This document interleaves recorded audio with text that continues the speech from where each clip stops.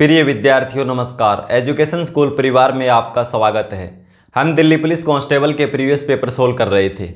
7 दिसंबर 2020 morning shift के 8 question solve कर लिए थे।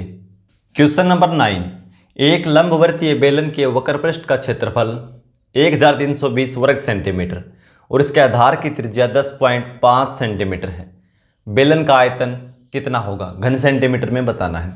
भी देखो, बेलन का वक्रपृष्ठीय क्षेत्रफल क्या होता है? 2πr(h) और निकालना क्या हमें बेलन का आयतन। आयतन क्या होता है भाई? πr²h। ठीक है, 2πr(h) ये होता है मान। और वक्रपृष्ठीय क्षेत्रफल दे क्या रखा है? 1000, या लिख लो 1320 वर्ग सेंटीमीटर। इसका मान दे रखा है। देखो, पाई इसमें है, इसमें भी है, h इसमें है, इसमें भी है। ठीक है, r इसमें है, लेकिन इसमें r का स्क्वायर है, इसमें 2 अलग से है। ठीक है, तो एक बार देखो, यदि मैं इसको 2 से भाग दे दूं, 2 से भाग दे दूं, इस साइड भी 2 से भाग दे दूं, इस साइड भी 2 से भाग दे दूं, तो यहाँ क्या बचेगा? देखो, 2 से मैंने भाग दे दिया। ठीक है, ये बेलन का वक्रपृष्ठीय क्षेत्रफल था। ये इसको मैंने 2 से भाग दे दिया, 2 से 2 कैंसिल होगा, इधर भी 2 से भाग दे दिया। इधर क्या बच गया? πr(h) और हमें मान किसका चाहिए? πr²h का। एक बार त्रिज्या से गुणा कर दो r से। r का मान क्या है? 10.5 यानी 105/10। ठीक है, भी देखो क्या किया मैंने, 2 को मैं इस साइड दिया है, भाग दे दिया। इधर क्या बचा? ये πr(h) का मान बचा। हमें क्या चाहिए? πr²h का मान, यानी एक बार और हमने r को गुणा कर दिया। ठीक है, अभी क्या आएगा? आयतन 5 से 21, 5 से 2, 2 गुणा 2 4, 4 से कैंसिल कर देंगे इसको, 3 3 330, 21 0 0 21 63 6 63 और 6 69 घन सेंटीमीटर। ठीक है, हमें r के देखो h के निकालने की जरूरत नहीं पड़ी यहाँ से। ठीक है, क्या क्या हमने 2 की साइड लेके आए, तो ये मान किसका बच गया? πr(h) का। हमें चाहिए πr²h, तो हमने क्या किया? r से एक बार इसको गुणा कर दिया, हो गया πr²h। ठीक है, कितना आएगा? 6930 घन सेंटीमीटर। ठीक है, आयतन है ना, तो घन centimetre 6930, option A. Question number 10, school A के कुछ छात्र एक परीक्षा में शामिल हुए, उनमें से 65% उत्तीर्ण हुए। स्कूल ए के छात्रों की तुलना में 100% अधिक छात्र स्कूल बी से उसी परीक्षा में शामिल हुए। यदि स्कूल ए और बी से उस परीक्षा में शामिल होने वाले कुल छात्रों में से 75% उत्तीर्ण हुए, तो स्कूल बी से अनुत्तीर्ण छात्रों का प्रतिशत कितना है? देखो, 2 स्कूल हैं, ए और बी। वे एक परीक्षा में शामिल हुए हैं।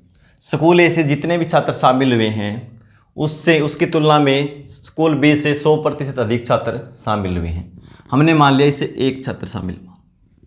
ठीक है, और बी में कितना होगा? इससे 100% अधिक, तो इसका 100% निकालेंगे, कितना आएगा? 1, और अधिक तो 1 और 1 2। यह ऐसे कर लो, ये अपने आप में 100% है, 100% बढ़ा देंगे तो 200%। 1 का 200% निकालेंगे तो कितना आएगा? 2, यानी इससे 1 शामिल हुआ तो इससे 2। ठीक है, यहाँ टोटल लिख लो t। अब देखो, यहाँ से 1, यहाँ से 2, टोटल कितने हो गए? दोनों को जोड़ दो, टोटल शामिल हो परीक्षा में 3। अब देखो, दे क्या रखे हैं? जो छात्र पास हुए हैं, उत्तीर्ण। ठीक है, यानी पास हुए हैं। और पूछ क्या रखा है? बी से अनुत्तीर्ण छात्रों का प्रतिशत, यानी जो असफल हुए हैं, जो पास नहीं हुए यानी फेल हो गए। ठीक है, उनका प्रतिशत बताना है। तो देखो, पहले देखो, एक परीक्षा में शामिल हुए, उनमें से 65% उत्तीर्ण हुए। ए स्कूल से 65% छात्र पास हुए, 65% पास हुए, तो फेल कितने हुए? अपने आप में जो भी छात्र शामिल हुए 100% हैं। 65% पास हुए तो फेल कितने हुए? 35%। तो 1 का 35%, प्रतिशत हम लास्ट में लगा देंगे। ठीक है, 1 का 35%। फिर क्या कहता है? यदि स्कूल ए और बी से उस परीक्षा में शामिल होने वाले कुल छात्रों में से 75% उत्तीर्ण हुए, टोटल का कितना पास हुआ भाई? दोनों स्कूलों को मिलाकर 75% छात्र पास हुए, तो फेल कितने हुए? 25%। तो कुल का 25% फेल हुए, प्रतिशत हम लास्ट में लगाएंगे। ठीक है, स्कूल ए का 35% असफल हुआ, टोटल का 25% असफल हुआ। हमें निकालना बी से कितने छात्र असफल हुए या उत्तीर्ण हुए? अनुत्तीर्ण हुए, तो हमने मान लिया x। अब इसको हल कर दो, आंसर आ जाएगा हमारा। कैंसिल तो होता नहीं, तो देखो 35 गुणा 1 35, उस साइड जाएगा तो माइनस का हो जाएगा। 25 गुणा 3 75, 75 में से 35 घटा देंगे ये, और इधर क्या बचेगा 2x। 2x की वैल्यू ये है, x की वैल्यू निकालेंगे तो 40 को 2 से भाग दे दो, कितना आएगा 20। यानी स्कूल बी से 20% छात्र असफल हुए। ठीक है, ऑप्शन ए। क्वेश्चन नंबर 11, एक विभाजन क्रिया में भाजक भागफल का 18 गुना और शेषफल का 9 गुना है। यदि शेषफल 26 है तो भाज्य ज्ञात कीजिए। भैया आपको पहले तो ये पता होना चाहिए भाज्य क्या होता है, भाजक क्या होता है, भागफल क्या होता है और शेषफल क्या होता है। ठीक है भाई, जिसको हम भाग करते हैं उसको क्या बोलते हैं, भाज्य बोल देते हैं, या कोई संख्या भी हो सकती है, उस संख्या ही बोल देते हैं उसको। भाई किसी संख्या को इससे भाग किया जाता है, यानी जो यहाँ लिखा जाता है उसको भाज्य भी बोल देते हैं और संख्या भी। जिससे भाग किया जाता है वो क्या होता है भाजक, और जितने बार में भाग जाता है वो क्या होता है भाई भागफल। और जो लास्ट में बचता है भाई, जिस पे पूरा पूरा भाग जाने के बाद आगे भाग नहीं जाता, जो भी बचता है उसको क्या बोलते हैं शेषफल, रिमाइंडर। अब देखो इस क्वेश्चन में क्या बता रखा है, भाजक भागफल का 18 गुना और शेषफल का 9 गुना है। शेषफल का 9 गुना है और भागफल का 18 गुना, जो भी भागफल है उसका ये 18 गुना है, और जो भी शेषफल है इसका ये 9 गुना है। और शेषफल कितना बता रखा है इसमें 26। ये पता होना चाहिए, बाकी मुश्किल नहीं है। तो हमें निकालना क्या, संख्या निकालनी है, भाज्य निकालना। कैसे निकालेंगे, भाजक गुणा भागफल प्लस शेषफल। ठीक है, तो पहले भाजक पता करना पड़ेगा, फिर भागफल, फिर शेषफल जोड़ देंगे दोनों की गुणा करके। ठीक है, तो शेषफल 26 है और भाजक इसका 9 गुना है, तो 26 को 9 से गुणा करेंगे, ये कितना हो जाएगा 234। ठीक है, संख्या कैसे निकालते हैं, या भाज्य या संख्या, भाजक गुणा भागफल प्लस शेषफल। ठीक है, तो देखो भाजक कितना है 234 गुणा में भागफल, भागफल कितना हो जाएगा भाई, भाजक भागफल का 18 गुना है, हमें निकालना है भागफल। तो क्या करेंगे 234 को 18 से भाग दे दो, भाई इसको गुणा किया 18 से तब ये आया है, वापस ये संख्या लेके आना है तो 18 से भाग दे दो, भागफल हो जाएगा 234/18 और शेषफल कितना है 26। इसको हल कर दो, हमारा आंसर आ जाएगा। तो देखो 18 से कैंसिल करेंगे, एक बार में 18, 5 18 30 54, 234 गुणा 13 प्लस 26, 13 से गुणा करेंगे, 13 चुके 52, 5 39 और 5 44, 4 26 और 4 30, और इसमें 26 जोड़ देंगे, कितना हो जाएगा 68। 3068 वो भाज्य है, संख्या वो है 3068। Option D. क्वेश्चन नंबर 12, 14 संख्याओं का औसत 73.5 है। यदि दो संख्याओं 60 और 63 को संख्याओं 58 और 70 से स्थानांतरित कर दिया जाए और उसमें एक संख्या x शामिल कर दी जाए तो संख्याओं का औसत 1.5 बढ़ जाता है। x का मान कितना है। 14 संख्याएं हैं, उनका औसत बता रखा है। दो संख्याओं को तो बदला जाता है और एक संख्या अलग से जोड़ दी जाती है, कुल संख्या 15 हो जाती है, तो औसत 1.5 बढ़ जाता है। तो शामिल की गई संख्या पूछ रखा है। तो सबसे पहले देखो भाई, शामिल क्या, 60 और 63, ये दो संख्याएं निकाली गई हैं, दोनों का योग कितना हो जाएगा 123, और शामिल की गई है उसके बदले में 58 और 70, जोड़ेंगे तो 128, यानी 5 अधिक जोड़ा गया है। इसमें जो घटाई गई संख्या है उनका योग था 123, जोड़ी गई उनकी संख्या का योग है 128, यानी 5 बढ़ गया योग। ठीक है, लेकिन एक नई संख्या और शामिल कर दी गई x, उससे क्या प्रभाव पड़ता है, औसत 1.5 बढ़ जाता है।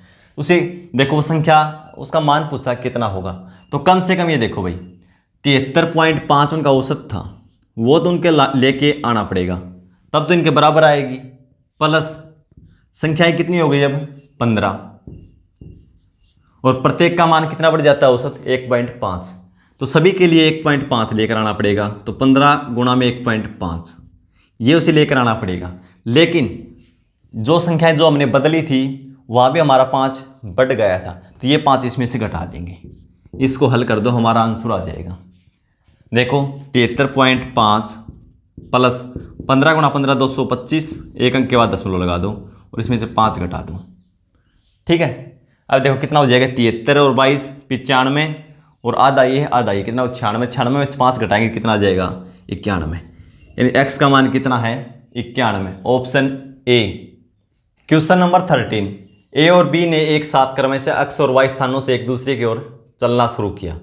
रास्ते में बिंदु m पर मिलने के बाद ए और बी को क्रमशः y और x स्थानों तक पहुंचने में क्रमशः 3.2 घंटे और 7.2 घंटे लगे। उनके द्वारा m बिंदु तक पहुंचने में लगने वाला समय कितना था। मैं देखो दो स्थान है x और y, ठीक है, यहाँ पे मान लो x है और यहाँ पे y स्थान है। a और b हो सकते हैं कोई गाड़ी हो, व्यक्ति का नाम हो। a यहाँ से चलना प्रारंभ करता है और b मान लो यहाँ से चलना प्रारंभ करता है, इधर कर लो, ठीक है, इस साइड चलना प्रारंभ करता है। कोई बिंदु है m, यहाँ पे मिलते हैं m बिंदु पे। मिलने के बाद a और b को क्रम से a पहुंचेगा y पे मिलने के बाद और b पहुंचेगा x पे।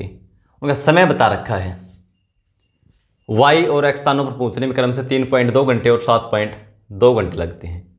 y और x स्थानों पर पहुंचने में, यानी ये पहुंचेगा y पे, इसको समय लगता 3.2 घंटे, इन्हें अवश्य लिख लो, और इसको लगता 7.2 घंटे यहां पहुंचने में, यानी b पहुंचेगा x पे, a पहुंचेगा y पे। समय बता रखा है। इसने पूछा क्या है भाई, दोनों जब m पर मिले तो वहां कितना समय लगा, दोनों को मैं एक साथ चले थे, यहां पहुंचने में कितना समय लगा। ठीक है, इसके लिए हमें पहले तो चाल निकालना होगा, उसके बाद हम ये दूरी निकालेंगे, उसके बाद ये समय निकालेंगे। ठीक है, ये समय तो देखो सबसे पहले टाइम, इसको कितना लगा 3.2 घंटे, 3.2 समय का अनुपात निकाल लेंगे, और दूसरा समय कितना लगा 7.2, इनका रेशियो कर लो।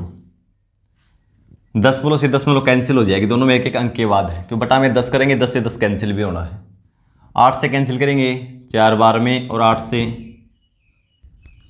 से 4 बार में, और 8 से 9 बार में।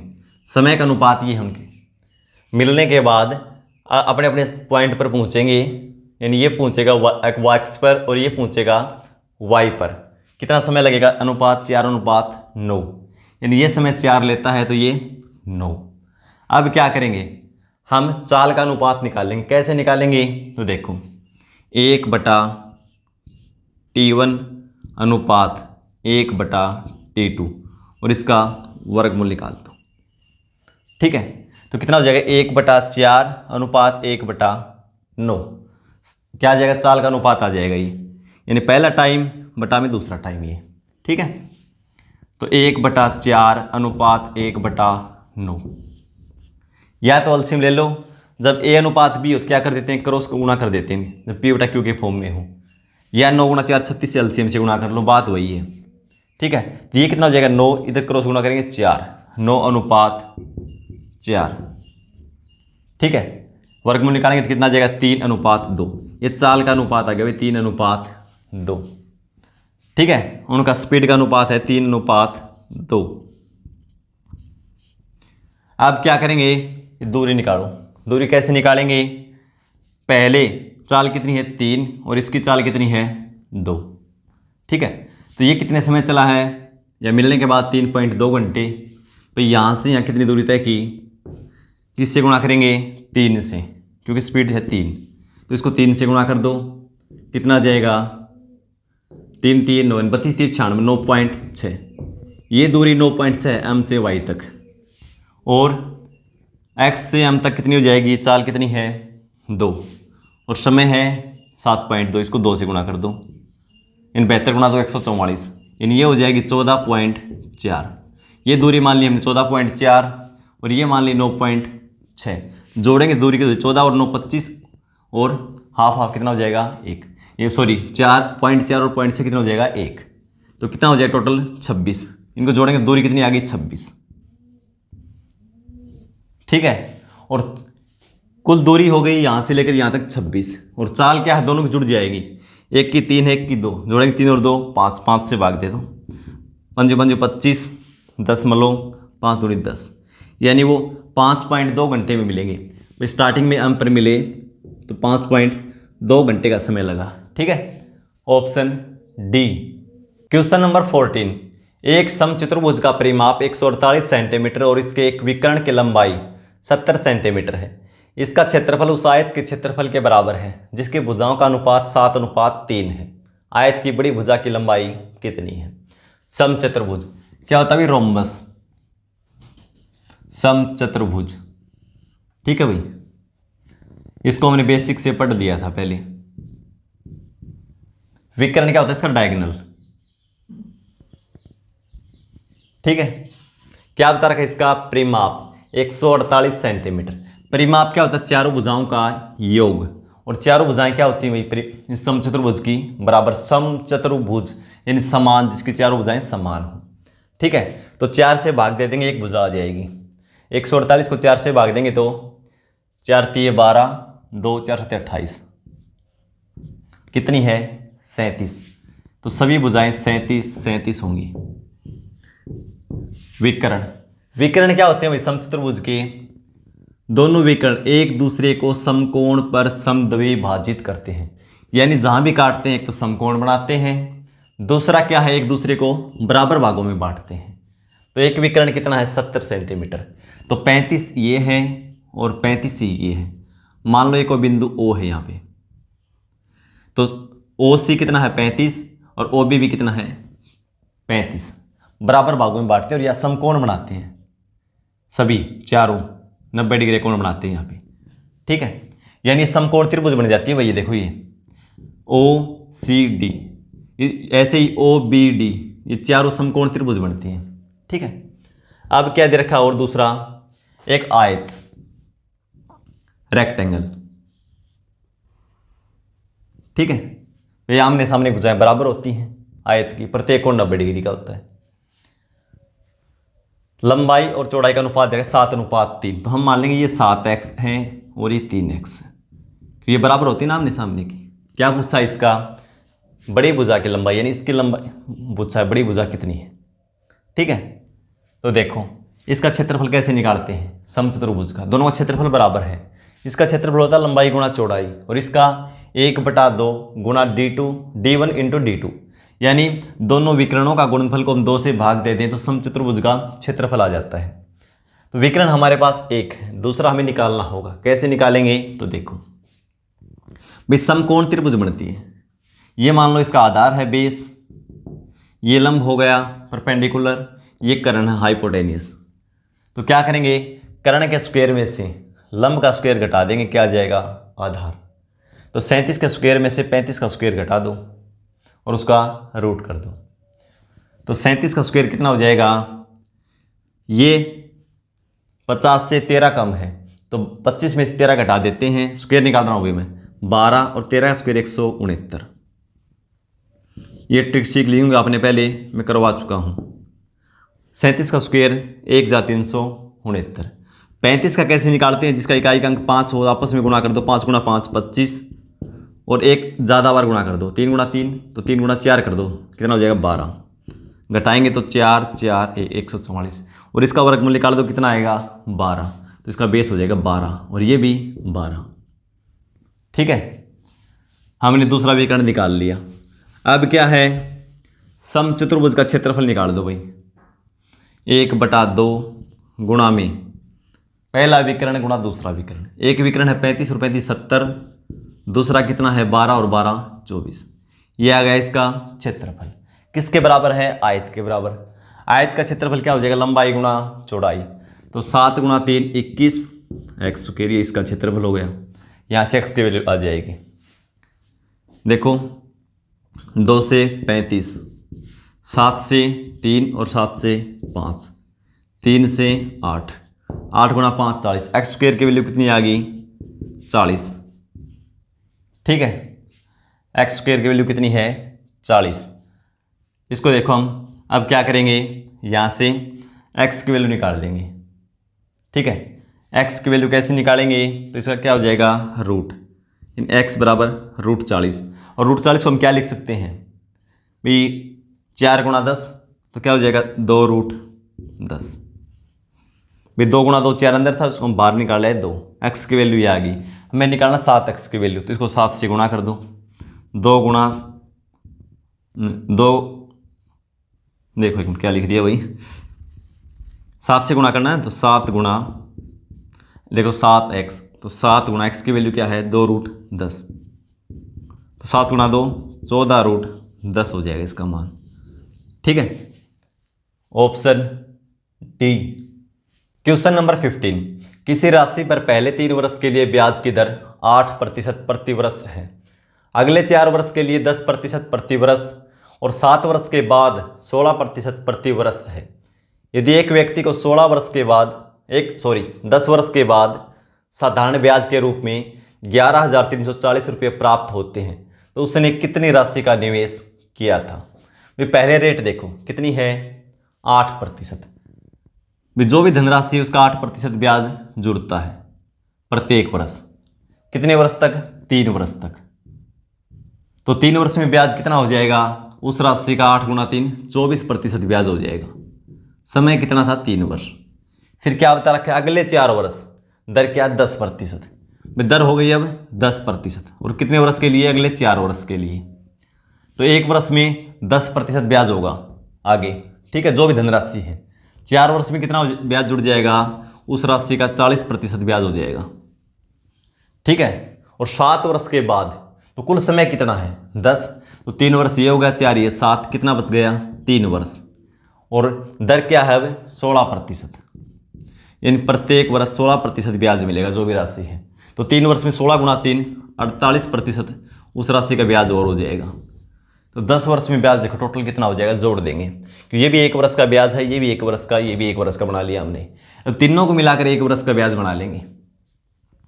देखो 8 और 4 12, 10 और 1 11, यानी 10 वर्ष के बाद उस धनराशि का, जो भी धनराशि है उसका 112% ब्याज हो जाएगा। उसका 112% निकाल दो, ब्याज आ जाएगा। और ब्याज दे क्या रखा है 11,340, यानी वो 112% की वैल्यू दे रखी है। 1% की वैल्यू कितनी होगी, 112 से भाग दे दो। निकालना क्या है वो राशि, वो राशि अपने आप में 100% है, तो गुणा में 100 कर दो। सिंपल है बिल्कुल भी। देखो 8 × 3 कर दिया हमने, 3 वर्ष का ब्याज था, ये 4 वर्ष का ब्याज, ये 3 वर्ष का ब्याज, कुल जोड़ दिया 112%। तो 112% की वैल्यू ये थी, 1% की वैल्यू 112 से भाग दे दिया। धनराशि निकालनी तो अपने आप में 100%, तो गुणा में 100 कर दिया। 4 से 25, 4 से 28, 28 इसको कैंसिल कर दो। 28 से 4 बार में 112, बचेगा 1, संख्या हो जाएगी 14, भाग नहीं जाएगा 0, अब संख्या होगी 140। 28 × 5 140, 405 को 25 से गुणा कर दो, कितना आ जाएगा 25 × 5 125, 12 आगे 0 है तो 2 और लिख दो, 1 25 का 100 और 1 101, यानी धनराशि कितनी थी 10,125 रुपये। ठीक है, ऑप्शन सी। इस शिफ्ट के हमने मैथ के क्वेश्चन सोल्व कर लिए हैं। मिलते हैं अगली क्लास में, धन्यवाद।